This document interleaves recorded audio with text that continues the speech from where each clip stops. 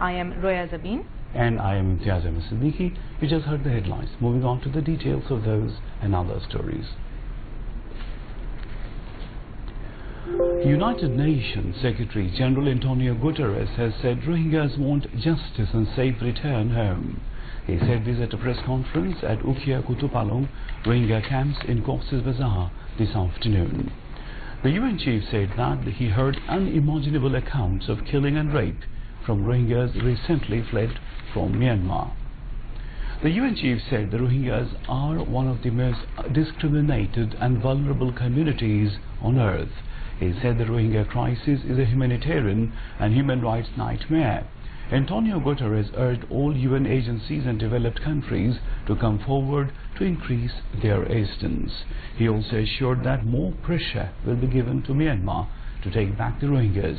The Secretary General also expressed concern about the overall condition of the Rohingyas during this monsoon season, saying that the safety of the Rohingyas during the season is the priority one.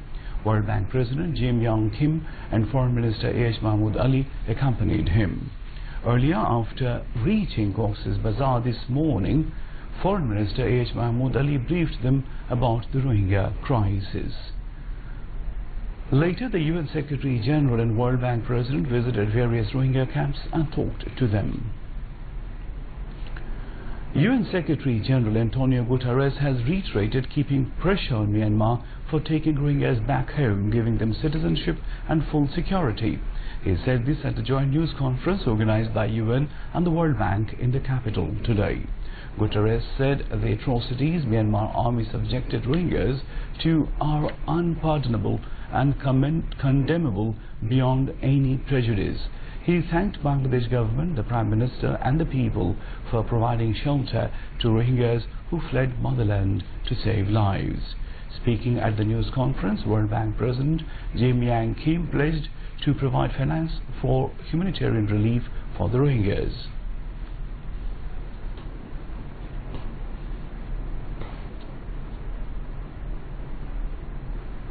It is the moment for the international community to ask Myanmar to end all these practices and to create the conditions for the Rohingya to be able to go back in safety and dignity, voluntarily, and to go back to their places of origin or to the places they choose, and to be able to enjoy all the rights that are typical of the citizens of any country in the world. The government of Bangladesh, we believe so strongly in the direction that they're going that this year, for issues quite separate from the issue of the Rohingya, we provided $3.05 billion of very concessional, low-interest, long-maturity loans to Bangladesh for its development priority.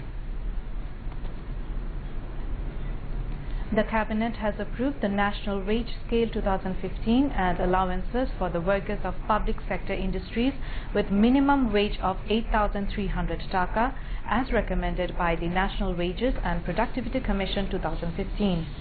The approval was given in the weekly meeting of the Cabinet held at Prime Minister's office today with Prime Minister Sheikh Hasina in the chair. Briefing reporters after the meeting, Cabinet Secretary Mohammad Shafiul Alam said the Commission has recommended the wage hike of the worker almost 100%, keeping consistency with the existing national pay scale. He said the wage scale would have 16 grades and basic of the lowest grade would be 8,300 taka, which is now 4,150 taka. The basic of the highest grade of the wages would be 11,200 taka from 5,600. The Cabinet approved the draft law of Bangladesh Shangbad Sangstha BSS, which emerged as the national news agency in 1972 and was so far being run under an ordinance promulgated in 1979. The Cabinet also approved the draft of the Fisheries Quarantine Act 2018 to control import of fishes to prevent intrusion of any harmful agents. Under the law, a Fishes Quarantine Authority would be put in place to monitor the import of any fish or aquaculture species by water, road, air and other routes. Besides, the Cabinet approved the draft for extension of the Speedy Supply of Power and Energy Special Provision Act 2010 for next 3 years. Cabinet members, state ministers and secretaries concerned attended the meeting. Visiting President of International Committee of the Red Cross ICRC, Peter Morer, made a courtesy call on Prime Minister Sheikh Hasina at her সংসদ Bhavan office, the Dhaka, this evening. Briefing reporters after the meeting, Prime Minister's Press Secretary Ihsanul Karim said Peter Morer shared his experience of visiting Rohingya camps in Cox's Bazar, saying it's a huge dimension of humanitarian problem. He held talks with Myanmar Army Chief, civil society member and Buddhist monks and informed the Prime Minister that the Army Chief of Myanmar and he is moderately encouraged by his positive posture to resolve the issue. Prime Minister Sheikh Hasina thanked the ICRC President for visiting Bangladesh and said it's good to hear that Myanmar appeared positive. She said influx of huge number of Rohingyas has caused a serious burden on a small land of Bangladesh with huge population. She assured extending all support and cooperation of a government in the works of the ICRC. ICRC President informed the Prime Minister that Myanmar officials are agreeing to facilitate the ICRC activities to help Rohingyas to live in a peaceful atmosphere. The ICRC President said they would do their best to facilitate the Rohingyas to live and rehabilitate in their homeland safely. The ICRC President assured the Prime Minister of continued support of his organization, saying the ICRC activities would be complementary to the UN system. Peter Morer presented 2 photographs of Bangabandhu from the ICRC archive. The Pesticides Bill 2018 was passed in the Parliament today. Agriculture Minister Begum Atiya Chaudhry moved the bill, which was passed unanimously. Earlier, the sitting of the House resumed this afternoon with the Speaker Dr. Shirin Sharmin Chaudhry in the chair. In the question and answer session, Liberation War Affairs Minister A.K. Muzammil Haq told the House that the government will provide 5,000 taka as Victory Day allowance and 2,000 taka as Bangla New Year allowance for freedom fighters from current fiscal year.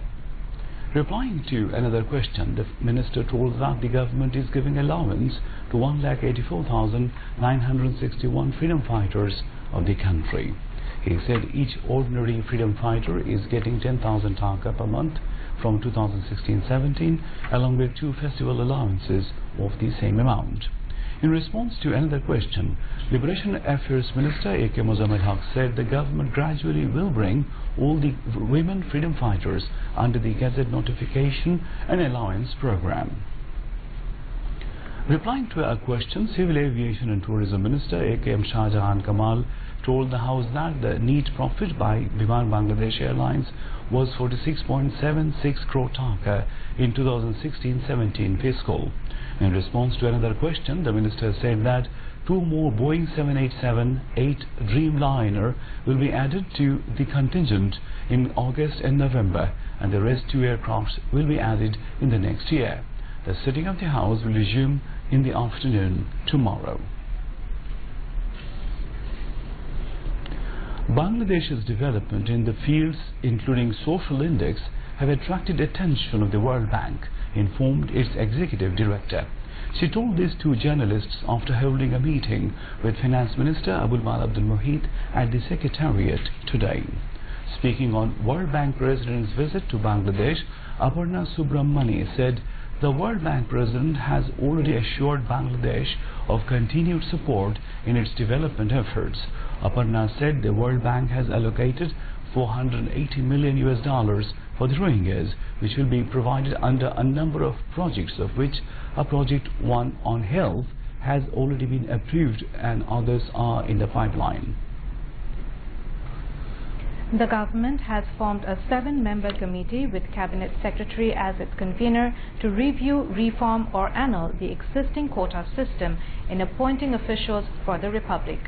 The committee members are Cabinet Secretary, Convener, Public Administration, Finance, Liberation War Affairs, Legislative Division Secretaries, and the Public Service Commission Secretary and Secretary in charge of the Prime Minister's office as members. The committee will submit its report to the government within 15 working days. Now, international news.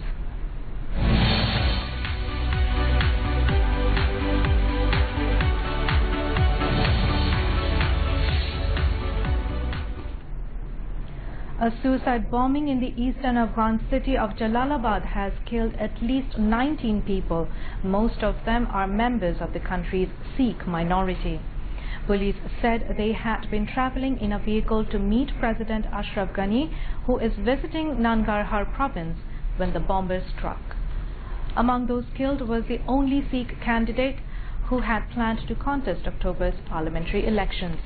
The Islamic State IS group said it carried out the attack. Iran has vowed to thwart U.S. efforts to block its oil exports by allowing private companies to export crude oil. Ishaq Jahangiri, Iran's first vice president, also warned rival OPEC producer Saudi Arabia that it would never take Tehran's place in the international oil market. Jahangiri said this in a speech during an economic event broadcast on state television. Iran is looking at ways to keep exporting oil after U.S. President Donald Trump's administration threatened to impose sanctions on Iran's business partners if they do not cut Iranian oil imports to zero by November 4, in an attempt to further isolate Tehran politically and economically. India, the biggest buyer of Iranian oil after China, already asked refineries on Thursday to prepare for a drastic reduction or zero of Iranian oil imports in order to protect its exposure to the U.S. financial system. Left-wing candidate Andrés Manuel López Obrador claimed victory in Mexico's presidential election. Electoral officials said a quick count after Sunday's poll indicated the former mayor of Mexico City had won with about 53% of the vote, more than double that of his nearest challenger. Exit polls also put Mr. López Obrador, known by his initials AMLO, well ahead.